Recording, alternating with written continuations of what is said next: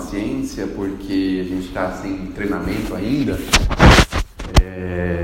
Sabe aquele aluno que entra na escola e não sai nunca mais? Então, a gente está mais ou menos nessa condição. Parece que a gente nunca se sente preparado, não é? Mas a gente vai falar um pouquinho hoje sobre esse medo do novo, mas como a gente tem medo das coisas novas, não é? Então, por exemplo, chega alguém no nosso trabalho e fala assim: bom, semana que vem vai ser tudo diferente. Aí a gente já fica morrendo de medo, já treme nas bases, já fica imaginando. Costuma ser assim, normalmente é assim que acontece. É o primeiro sinal, viu? Esse é o primeiro sinal. Diz que nós recebemos 3 sinais aqui para terminar a palestra. O primeiro eles já dão logo no início, que é para a gente ficar bem atento, olhar bem o relógio. Nós vamos até 8h30 ou 8h40? 8h40, né? Então ficar bem atento para a gente não passar da hora, né? Afinal de contas, nós não podemos passar da hora. Bom, não tem problema, viu? Podem deixar o telefone tocar, porque no terceiro sinal acabou a palestra. Então, fiquem tranquilos. Eu não me incomodo com o celular, porque lá na minha casa, como eu tenho muita gente, e às vezes a gente fica com um negócio assim, meio aquele negócio de síndrome da abstinência de palestra, sabe? Aí eu ponho os meus filhos para escutar a palestra. Aí sabe o que acontece? Eles têm uma gama de possibilidades para atrapalhar a palestra. Eu faço um treinamento com eles. Então, toca o celular. Eu posso ir no banheiro, eu estou com vontade. No banheiro, volta do banheiro. Então, tem uma gama de coisas que acontece, faz barulho, derruba, cai da cadeira. Aí um começa a brigar com o outro, começa a chorar. Mas eu persevero, eu vou em frente. A minha esposa até diz assim que eu sou meio bipolar, né? Porque os meninos estão se matando, você não está nem ligando. O que é isso? Meu Deus do céu! Então a gente já está treinado, preparado. Também falo na Fundação Casa. Então na Fundação Casa, só para vocês terem uma ideia, a gente começa com 109 meninos num refeitório. Só que lá eles são obrigados a ouvir. Eles não podem nem falar nada, tem que ficar em silêncio.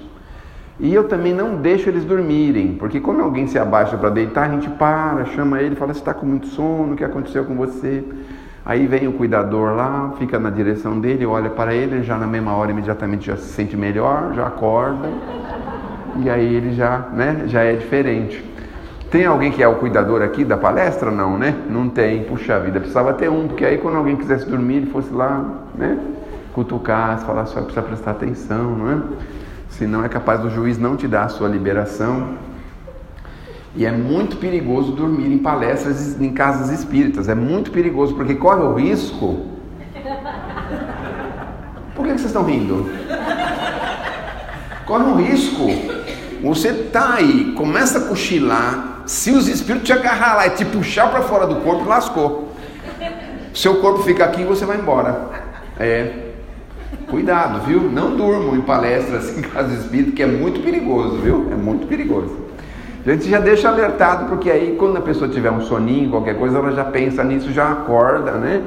Porque afinal de contas, ela vai tirar o carro novo a semana que vem, já tem a viagem programada, vai para a Europa, para os Estados Unidos, então não vai querer ficar sem o corpo físico, não é? Vamos ficar com o corpo físico, até porque se a gente chegar do outro lado da vida... Pensa assim, vai ter que ter um período de adaptação, 6 meses para saber que chegou lá, vai perguntar o que aconteceu, como é que aconteceu, o que houve. Só daqui a 6 meses vocês vão ter raiva do palestrante, porque pensa assim, a culpa foi dele, ele que fez eu dormir. Fica com uma ladainha lascada, faz a gente dormir, aí eu tive que vir para cá desse jeito. Olha só, o problema, né? Bom, então nós temos medo do novo. Tanto temos medo do novo que a gente disfarça o medo com a risada. Vocês viram o que eu acabei de falar para vocês? Que se a gente dormir aqui, a gente vai para o mundo... A gente acha engraçado, mas se a gente pensar no fundo, a gente tem medo de desencarnar. Tem ou não tem? Todo mundo tem. Você vai lá na Fundação Casa, os meninos são super-heróis. Eles não têm medo de nada. Só se aparecer uma baratinha voadora, mas do mais nada. Não tem medo de nada. Enfrenta a polícia, enfrenta qualquer coisa. Pula muro de 3, 4, 5 metros de altura.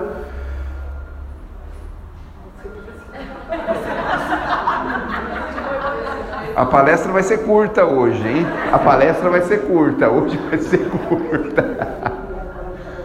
Pode atender, viu? Se precisar, eu deixo o recado também. Quem quiser atender, pode atender. Não tem problema nenhum, não me incomodo. Então, se aparecer uma baratinha voadora, eles perdem toda a valentia, toda a coragem. Imaginem só, uns moleques de 17, 18 anos, uns monstros de meninos. Vocês têm medo de morrer? Claro que não.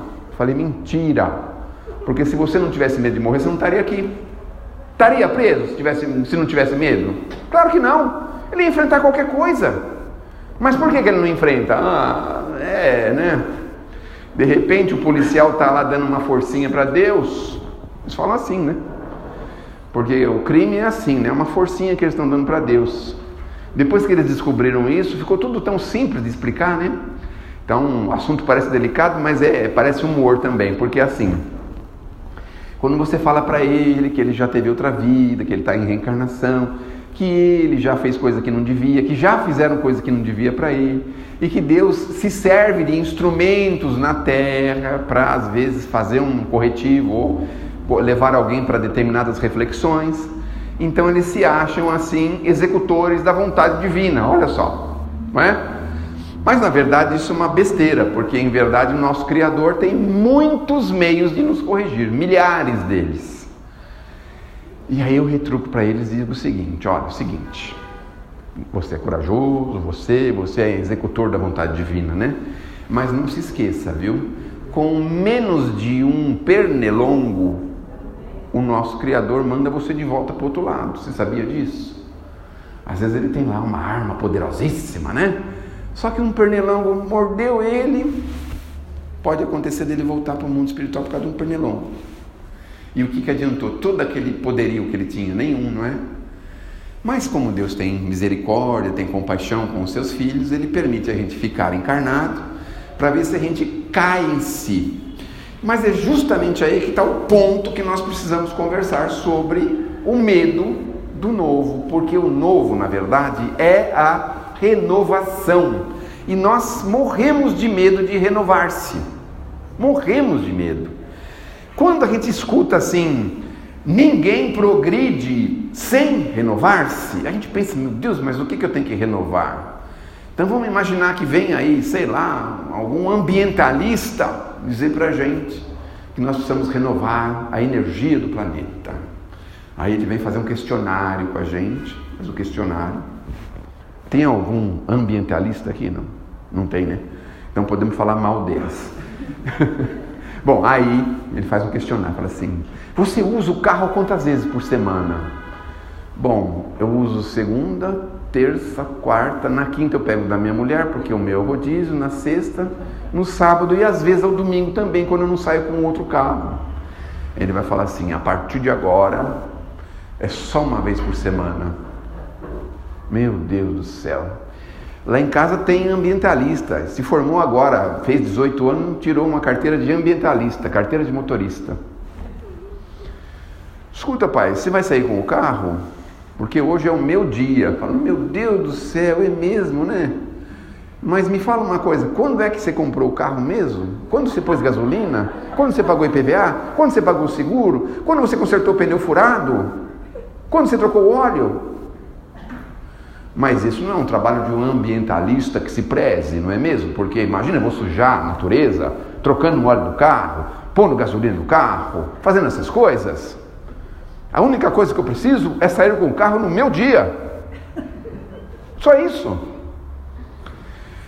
Então, nós morremos de medo dessa diferença.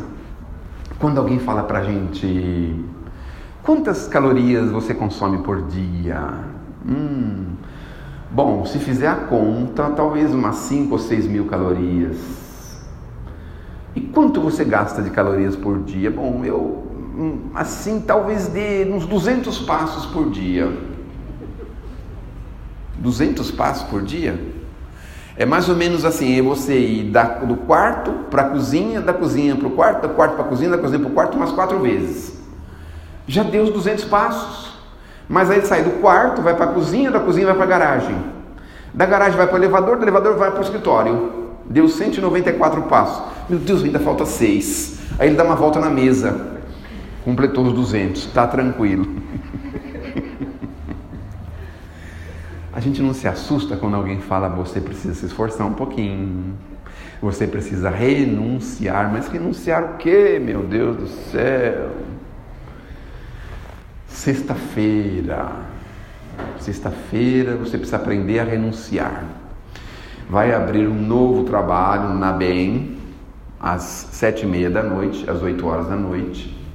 Então, ao invés de você resolver todos aqueles contratos da semana, aqueles que você vai resolver com os seus colegas do escritório, lá naquele estabelecimento comercial que fica ali, próximo à Avenida Paulista, que tem cadeirinha na calçada,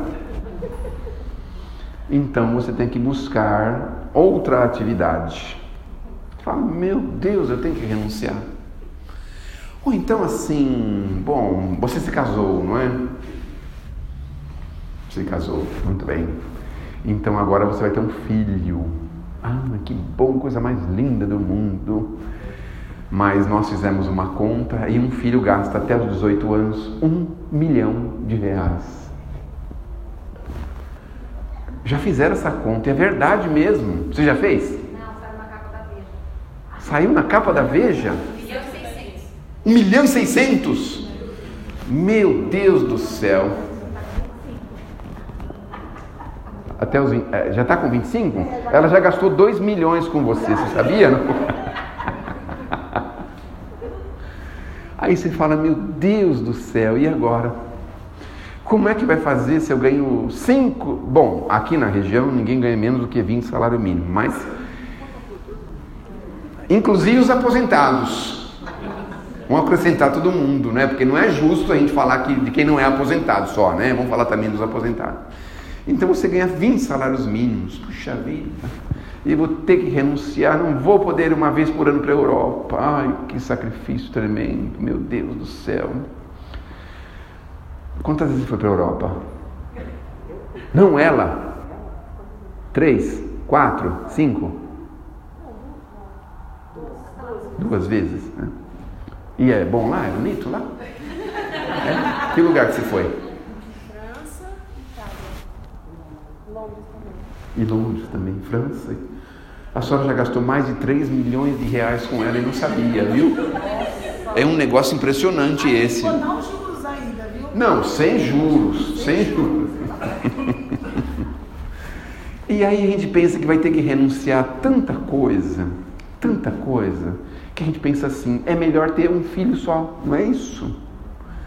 Eu, no meu caso, sou filho único, só que eu nasci há 60 anos atrás.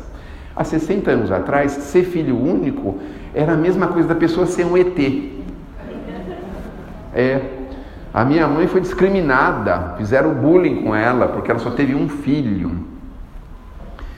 A minha tia mais perto dela teve 8.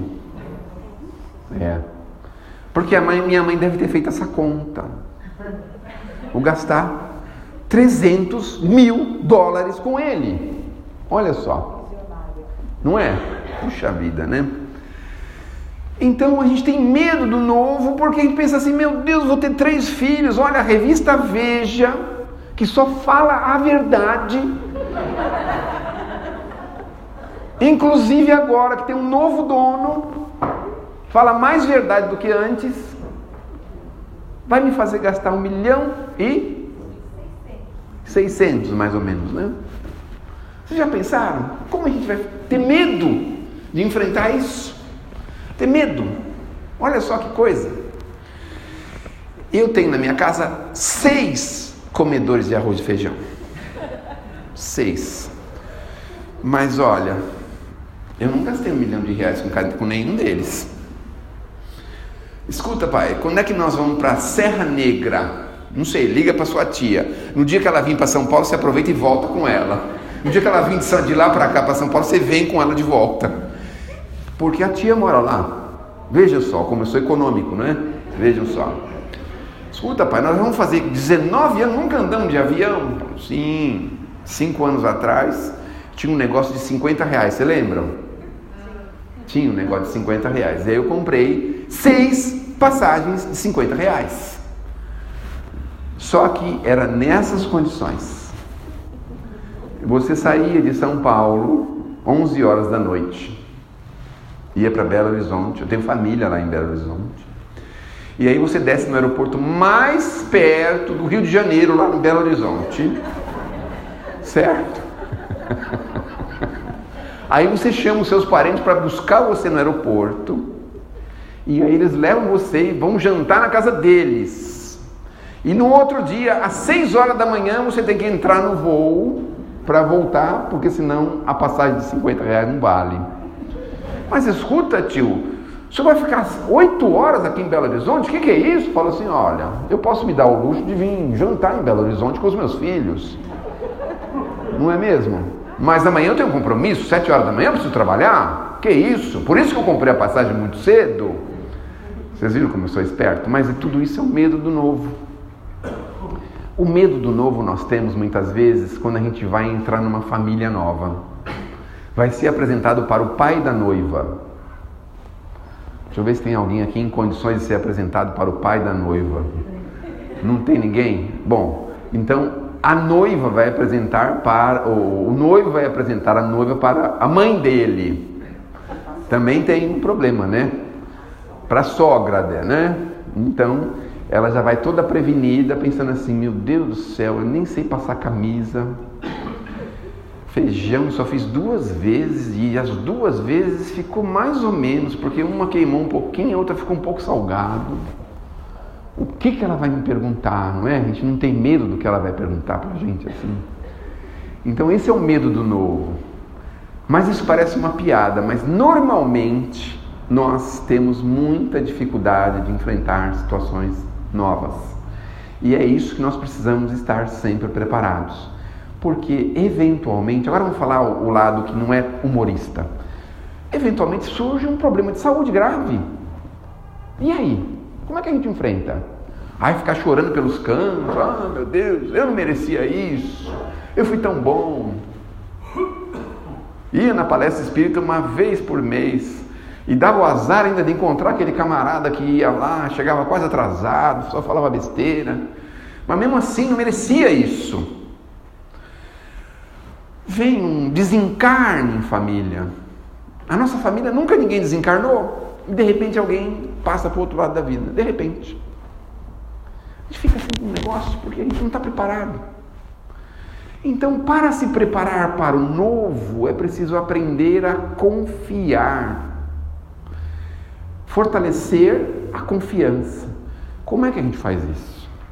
Então, existem algumas formas de fortalecer a confiança. Conhecimento, sim, mas não é o conhecimento assim do mundo, das coisas do mundo, mas conhecimento das coisas maiores da vida, literaturas melhores, literaturas edificantes. Então, coisas que possam trazer para a gente segurança, confiança, fé, esperança.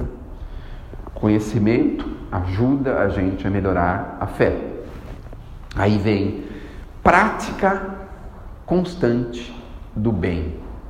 Mas como assim a prática do bem? Todo mundo que me pede no farol dá uma moeda. Não é essa. Existem outras. Então, por exemplo, uma pessoa desequilibrada, tirar você do sério. Se você consegue passar por isso sem perder o equilíbrio, sem perder o eixo, prática do bem. Essas são as mais difíceis.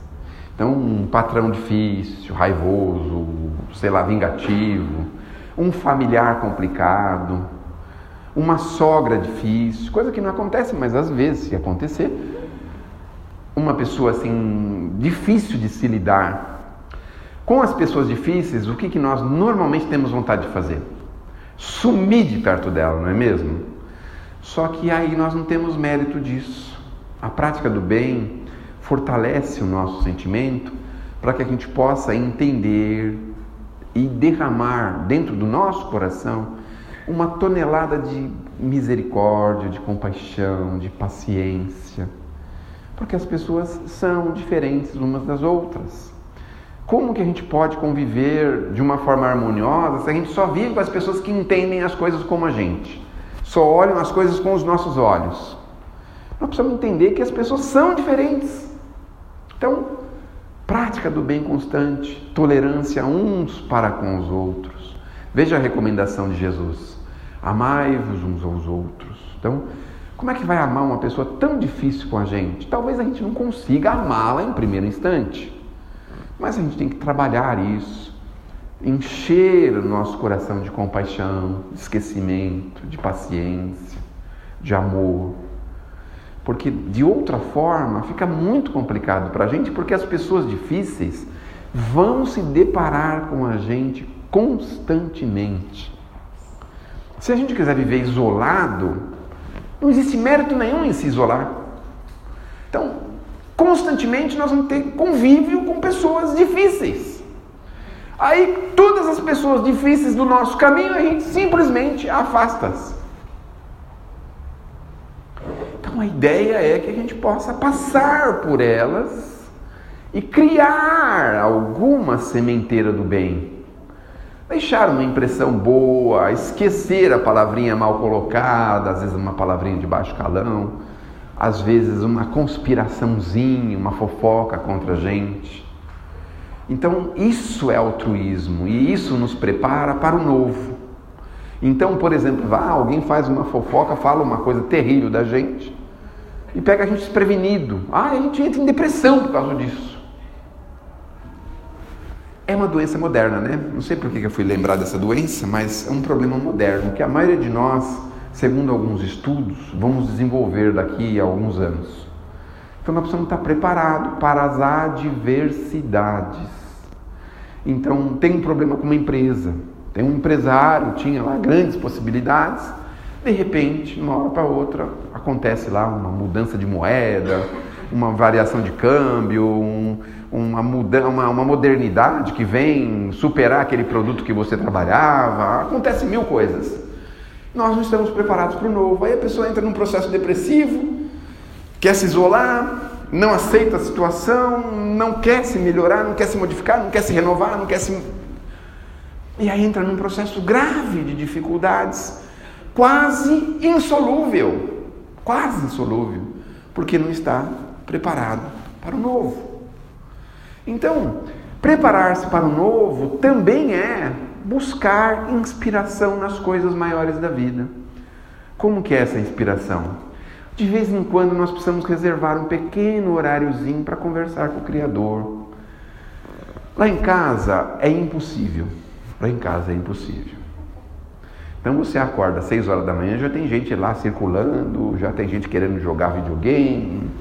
Você vai dormir às 2 horas da manhã, ainda tem gente acordado, fingindo que está dormindo. É um negócio impressionante.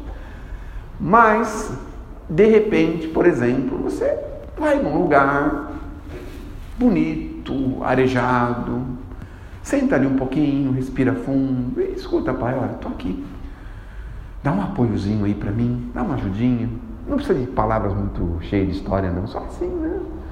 Olha aí o que está acontecendo. Como é que eu vou resolver isso, Senhor? Dá um apoiozinho para mim. Estou perdido. Não sei o que fazer. Conversar com o Criador.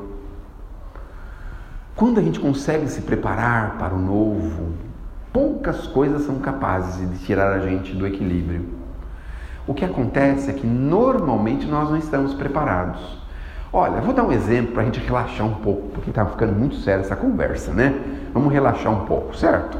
Então vamos imaginar assim, por exemplo assim. Nós estamos andando na rua e de repente algum rapaz fala, escuta minha filha, minha irmã, minha querida, você poderia me emprestar o seu telefone definitivamente? Aí você fala, pois não, mas você poderia aguardar um instante que eu preciso fazer algumas operações aqui para poder entregar ele em condições favoráveis para você utilizar. Porque com as minhas fotografias, com todos os meus dados, o telefone está sem memória, não vai ser útil para você. Nós estamos preparados? Aí a gente entra num desequilíbrio por causa disso. Só que aí tem duas situações. Quem está preparado sabe o que faz? Entrega.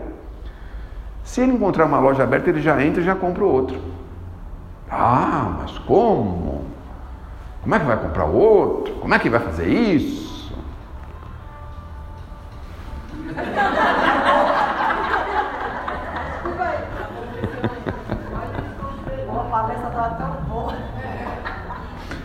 É que já está acabando. Esse daí é o penúltimo sinal. Falta só mais um pouquinho.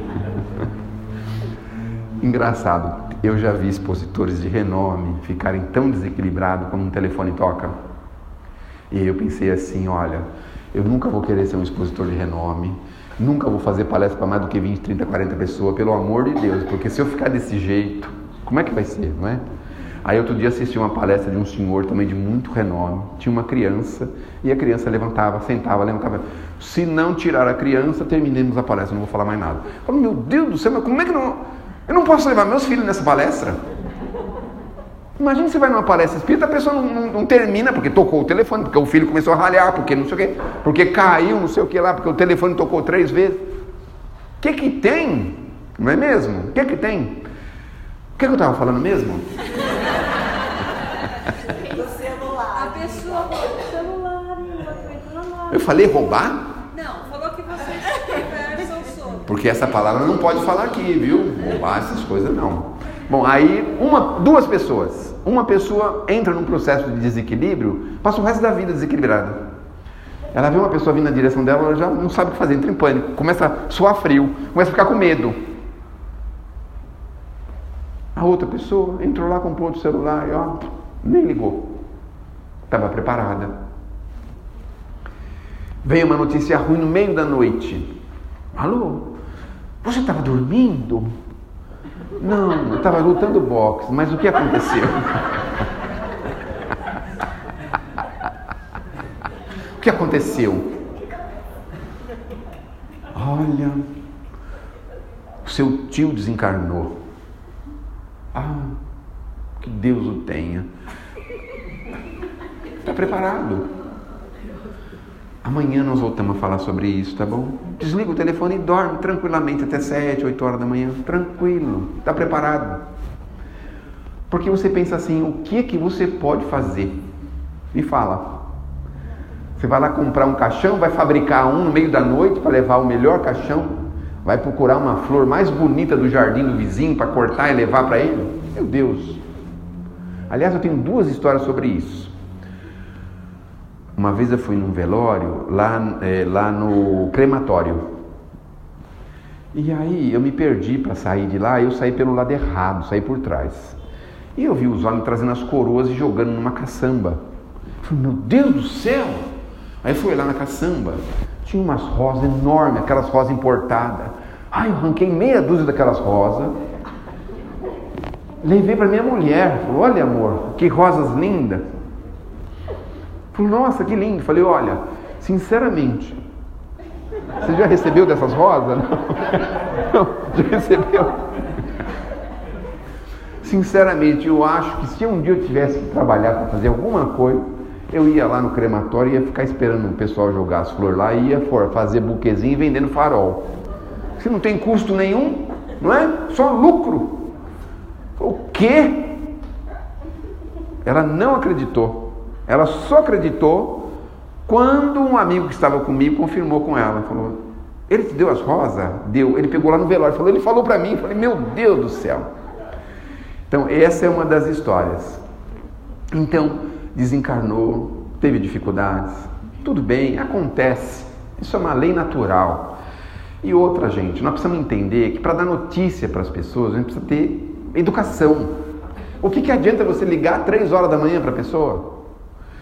E o outro evento aconteceu foi com os meus filhos. Agora eu tenho um filho que virou ambientalista, porque ele tirou uma carteira de motorista. É porque o ônibus é a diesel. Ele faz mais CO2 no universo do que o carro a gasolina, óbvio, né?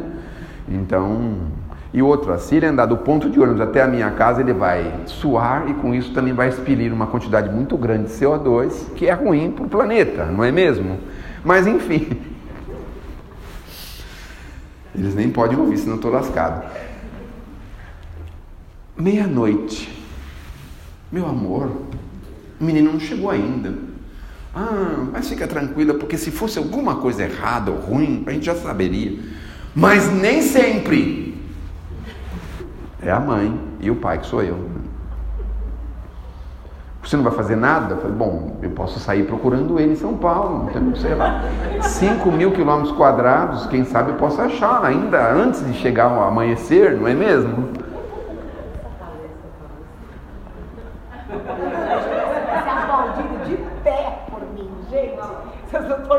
Ela não falou nada também. Mas espera um pouquinho. Não acabou ainda. Eu acordei. Oi? Cadê? Aí 8 horas da manhã, mãe, tô bem, tô viva. 8 horas? Você dormiu até as 8? Você é a mãe dela mesmo? Essa palestra. Meu Deus. E é a mãe dela, já pensaram? Olha, na próxima vez que você for lá, estiver no mundo espiritual e puder escolher sua mãe, vai passar um monte de mãe assim, certo? Aí você vê direitinho, chama lá, fala, olha, você pode ser minha mãe, mas tem umas condições. Aí você já dá as suas condições, ela dá as dela, fez o acordo, tá tudo certo. Bom, vamos terminar essa história, tá? Porque eu não posso mais estender, porque eu tenho medo de o outro telefone tocar e eu tenho que parar na hora. Aí o que aconteceu foi o seguinte. Aí eu tive uma brilhante inspiração. Pedi para o irmão dele fazer contato com os amigos do irmão. Em 5 minutos ele falou assim, ele está numa praça lá na Barra Funda e já está pegando o ônibus. 00:30. Muito bem. 3h da manhã, escuta, ele não chegou ainda. Falei, mas agora ficou menor, porque da Praça da Barra Funda até aqui são 4 quilômetros. Eu consigo achar ele em 4 quilômetros. A não ser que ele caiu no rio Tietê. Falar isso com uma mãe, né? Puxa vida, é desumano, né? Meu Deus do céu. Mas enfim. Ele chega 4h da manhã e a mãe lá esperando ele. Mas escuta, 00:30 você estava pegando o ônibus, você chega 4h da manhã aqui? Eu moro a 4 quilômetros da Barra Funda. Aí ele fala, não, é que quando eu cheguei aqui no prédio, tinha uns amigos aqui embaixo, nós ficamos conversando. Eu acho que o seu filho estava com a minha filha. Você estava na Barra Funda esse dia? Preparem-se para o novo, ele vai acontecer constantemente. Não se desesperem, confiem, progridam na confiança, façam força para ter uma força grande em confiança. O nosso Pai só nos quer o bem, nunca nos esqueçamos disso. Se algo infeliz nos acontecer, não se esqueça, se nós não precisamos, nós merecemos, porque nada acontece sem que a gente precise ou sem que a gente mereça.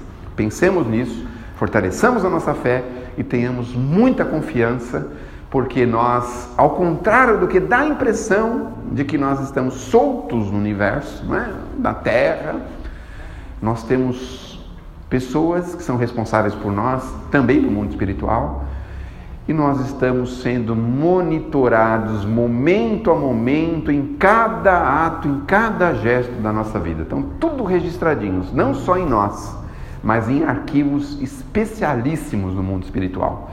Por isso, a prática do bem é a única coisa capaz de dar para a gente recursos para que a gente possa se socorrer nos momentos mais difíceis.